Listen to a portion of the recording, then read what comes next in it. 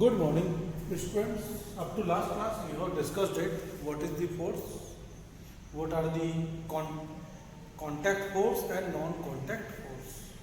The force which act when two bodies are in contact. Two bodies are in contact. जब दो bodies आपस में contact में हैं तो क्या कहेंगे? Contact force. Contact force, as we have discussed on the last class, frictional force. When a body move, there is a opposite force. There is a opposite force जो इसको मोमेंट रोकना चाहेगा और जो मोमेंट नहीं करने दे, मोमेंट को रोकना चाहे तो इसको क्या कहते हैं? Frictional force. Second one muscular force, जो हमारी मसल्स है, मसल जो फोर्स लगाती, ये pushing, pulling the below cart, pushing cart, थैला. तो these are the contact force, muscular force. तो बच्चों इन कॉन्टैक्ट फोर्स के बाद में अब बात करते हैं हम लोग नॉन कॉन्टैक्ट फोर्स. दी तो यहां देख लेते हैं non contact force. The force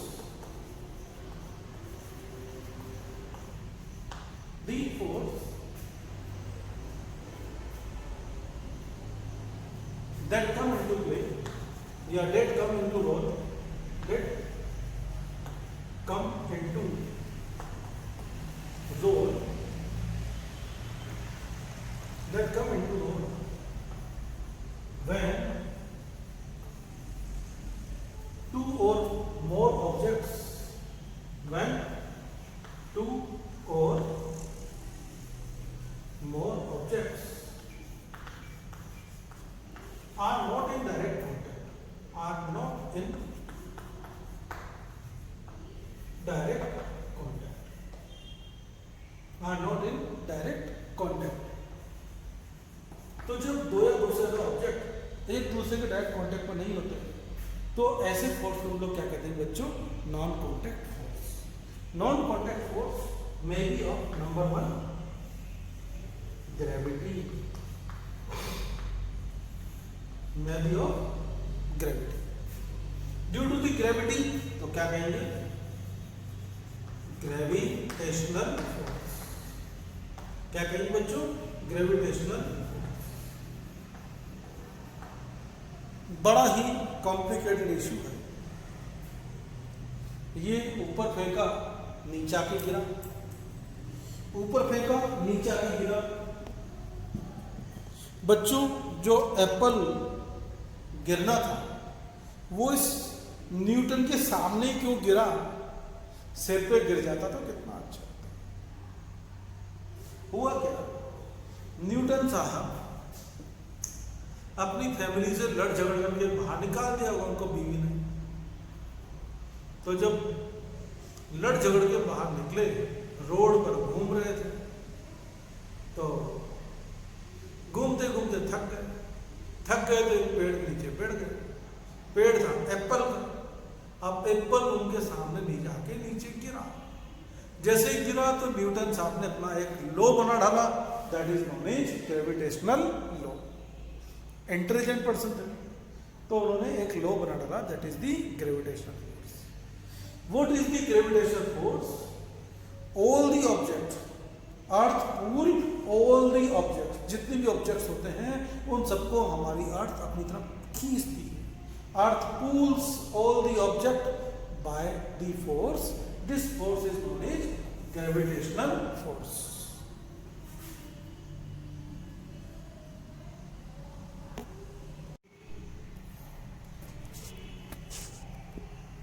How will we define the gravitational force? The force through which Earth pulls an object. The force through which Earth pulls an object, and this force is known as gravitational force. The force through which Earth pulls an object towards itself is called as gravitational force. अब बच्चों यहाँ पर मेरे पास में ये देखो, एक तो ये है और एक ये. इन दोनों को मैं साथ गिरा हूं. बताओ पहले कौन गिरेगा? सिंपल सी बात है ये। Why? Greater the mass greater the gravitational force. जितना, अगर दो ऑब्जेक्ट हम गिराएंगे तो जिसका मास जितना ज्यादा होगा उसका ग्रेविटेशनल फोर्स भी उतना ज्यादा होगा। इसीलिए लोग कहते हैं एक स्टोन, ये यहाँ पर मैंने ये एक्टिविटी आप लोगों की बुक में दिया है, एक स्टोन ले लिया और एक कॉटन बॉल ले लिया। एक बॉल ले लिया, सिंपल बॉल ले लो, सिंपल बॉल ले लो, और एक ही कॉटन बॉल ले लो। सिंपल बॉल और कॉटन बॉल्स दोनों कॉटन पेपर की बॉल बना लो, दोनों को ऊपर से नीचे गिराया। बताओ पहले कौन गिरेगा? सिंपल ये। ज्यादा तेजी से कौन गिरेगा? सिंपल ये। Why? Because its mass is higher. जिसका जितना ज्यादा मास होगा वो उतना तेजी से गिरेगा। राइट? तो बच्चों यहां पर एक कॉन्सेप्ट हमारा क्लियर हुआ कि gravitational force, earth pulls all the object towards itself. अब बात आती है, suppose this is the earth and this is a small body. अब ये बॉडी अब इस अर्थ को, अर्थ अपनी तरफ इसको खींच रही है। ऐसा नहीं होता बच्चों ये अपनी तरफ खींचती है। You will learn in higher classes, ये छोटी बॉडी बड़ी बॉडी को अपनी तरफ खींचती है। अर्थ भी, बॉल भी अर्थ को अपनी तरफ खींचती है, लेकिन ज्यादा बड़ा कौन है? अर्थ। तो यहां पर कौन किसकी तरफ खींचेगा? Ball will pull towards the earth. Ball will pull towards the earth. ये अर्थ की तरफ खींची चली जाएगी। अब बच्चों यहां पर यहीं से हमारा एक कॉन्सेप्ट अराइज होता है। एक दो बात होती है, एक तो होती है मास और एक होता है बच्चों वेट। एक होता है मास और एक होता है वेट। मास क्या होता है?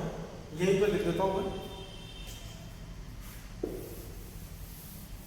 Amount of matter, amount of matter present in an object, present in an object, amount of matter present in an object is called as mass. amount of matter present in an object is called as mass. किसी भी amount object में जितना matter भरा होता है उसी को हम लोग क्या कहते हैं बच्चों? उसका मास को देते हैं। बात आती है wait. The force by which earth pulls an object, वो force, the force through which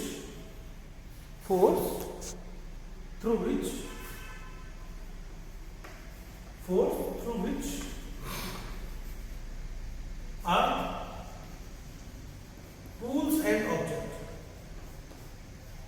the force through which earth pulls an object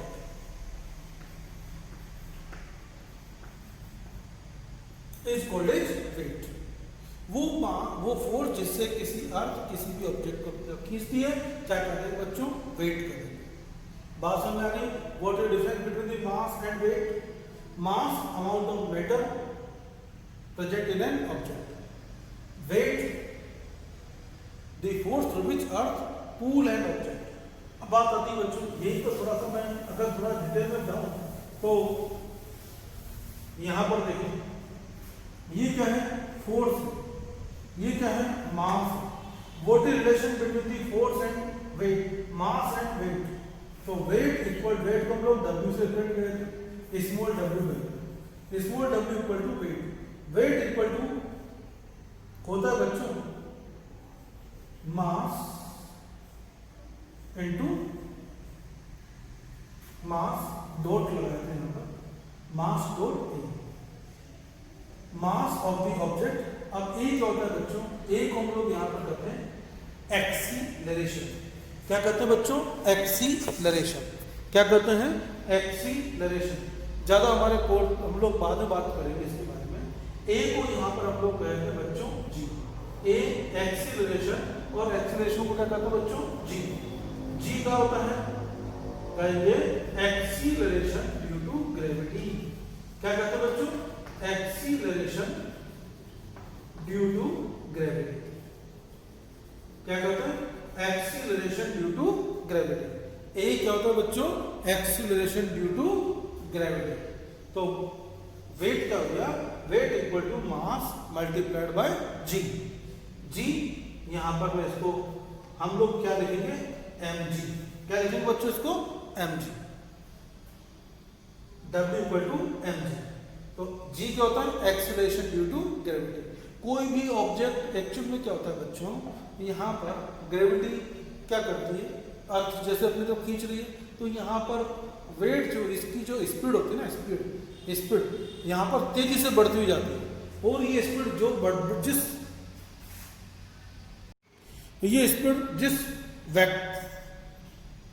हमारे पास में जिस फोर्स की वजह से, जिस फैक्टर की वजह से बढ़ती है, उसी वेक्टर को हम लोग क्या कहते हैं बच्चों, यहाँ पर हम लोग कहते हैं एक्सीलरेशन ड्यू टू ग्रेविटी। तो मास को किससे रिप्रेजेंट करते हैं, मास को सेकंड डिफरेंस क्या हो गया, one difference, first difference amount of matter present in an object called as mass, और वेट क्या हो गया, force through which an object pulled by the earth. तो मास को किससे रिप्रेजेंट करते हैं बच्चों, m से, स्मॉल m। वेट को किससे रिप्रेजेंट करते हैं, w। Difference number 2। Difference number 3, what is relation between the weight and mass, weight equal to mg, weight equal to mg। बात समझ में आ गई। चलिए ये जो वेट होता है, वेट को हम लोग स्प्रिंग बैलेंस से, जो हमारे पास में एक स्प्रिंग ले लेंगे, स्प्रिंग को नीचे ऑब्जेक्ट खींच रही है, तो वो उसको हम लोग क्या कहते हैं, जितने फोर्स को खींच रही है उसी को हम लोग क्या कहते हैं, वेट। तो यहाँ पर हम लोग 1 kg, 2 kg, 3 kg, these are the weight. क्या कहते हैं बच्चों, वेट। एक्चुअली ये वेट नहीं होता, ये होता है बच्चों मास। वेट को तो हम लोग यहाँ पर न्यूटन में इसको एक्सप्लेन करते हैं। ज़्यादा डिटेल्स में धीरे धीरे बातचीत करूँगा। अभी केवल आप लोग केवल इतना सा याद रख लेंगे कि वेट जो होता है उसको, उसकी यूनिट जो होती है वो न्यूटन होती है। वेट की यूनिट क्या होती है, न्यूटन। जैसे हमारे फोर्स की यूनिट होती है न्यूटन, वैसे ही फोर्स की वेट की यूनिट भी न्यूटन होती है। इसके बारे में डिटेल से ज़्यादा बातचीत करेंगे, कंफ्यूज होने की बिल्कुल जरूरत नहीं है।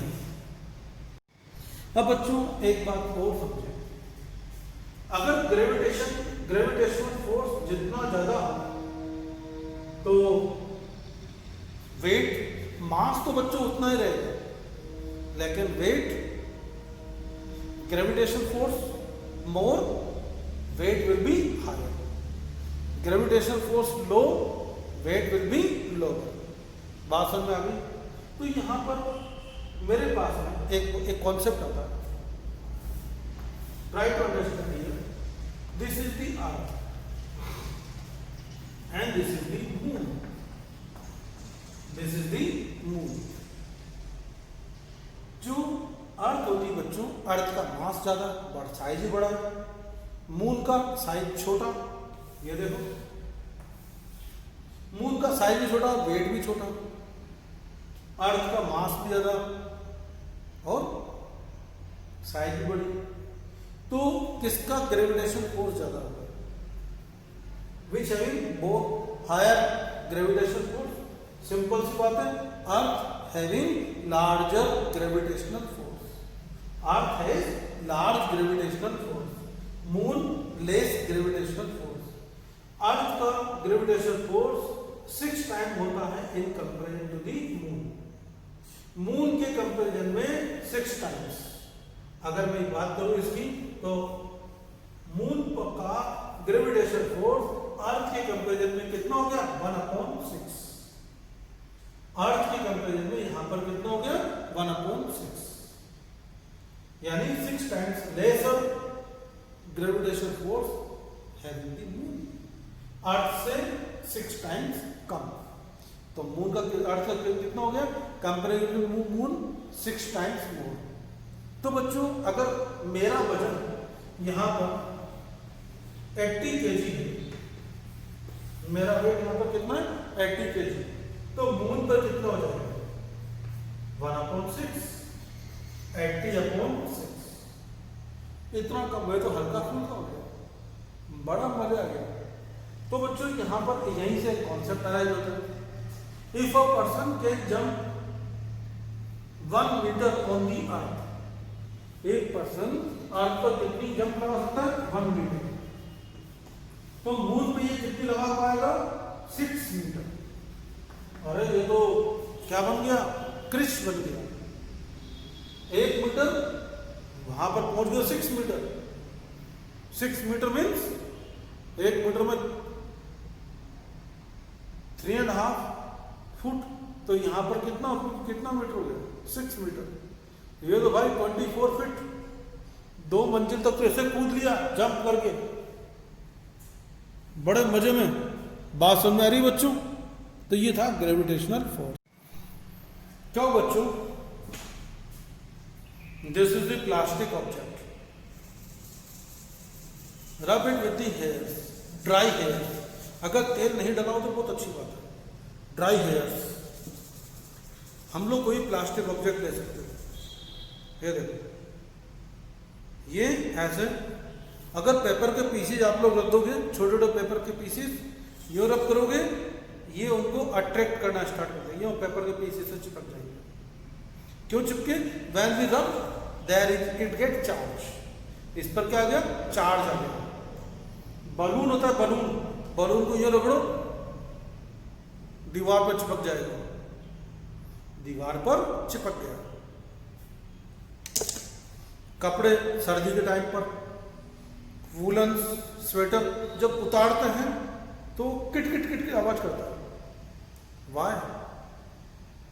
इसी टाइप से जो हमारा स्वेटर होता है, स्वेटर के पास में जैसे जाते हैं ये बाल खड़े रहते हैं, रोंगटे खड़े रहते हैं, हेयर्स को अट्रैक्ट करना स्टार्ट करता है। Why? This when we put off the sweater, जैसे हम अपने पुट ऑफ करते हैं तो यहाँ पर रबिंग होती है, और इस रबिंग से क्या होता है? चार्ज विल डेवलप, और charge will develop, body charge हो जाती है। और जब बॉडी चार्ज हो जाती है बच्चों, तो फिर क्या होता है? यहाँ पर फोर्स यहाँ पर अप्लाई होने लगता है। And the force between the electric charges which apply between the electric charges is called as electrostatic force. Is called as electrostatic force between the plastic scale and papers, between the balloon and ball. तो बच्चों ऐसे force को हम लोग क्या कहेंगे? Electrostatic force. ज्यादा detail से हम बातचीत करेंगे हमारे जो इलेक्ट्रोस्टैटिक का पूरा एक चैप्टर है, उसमें हम लोग ज्यादा बातचीत करेंगे।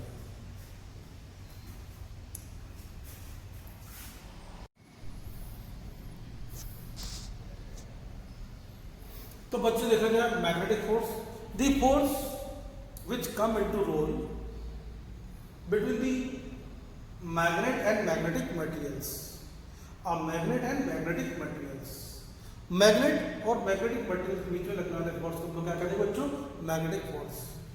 It may be attraction, similar poles, repels and opposite poles attract to one another. एक मैग्नेट को यहाँ पर, ये दूसरा magnet. When we bring the magnet north pole come together near by to one another, क्या कहेंगे? रिपल्शन। चलो south को ले आते हैं। क्या होगा बच्चों? Repulsion. But opposite poles of a magnet attract to one another. Opposite poles, एक नॉर्थ एक south, it they attract to one another, they attract to one another. Such kind of force known as magnetic force. Magnetic force बच्चों किस किस नीचे लगता है? या तो मैग्नेट्स हो या फिर मैग्नेटिक मटेरियल। और magnetic material there are only 3 magnetic material: iron, cobalt and nickel. Iron, cobalt and nickel. तो ये अट्रैक्शन फोर्स, रिपल्शन फोर्सेस, ये क्या एक दूसरे कॉन्टेक्ट में आएगा? नहीं, ये they having some distance but they attract to one another. ठीक बच्चों, this is over today's portion. Thank you.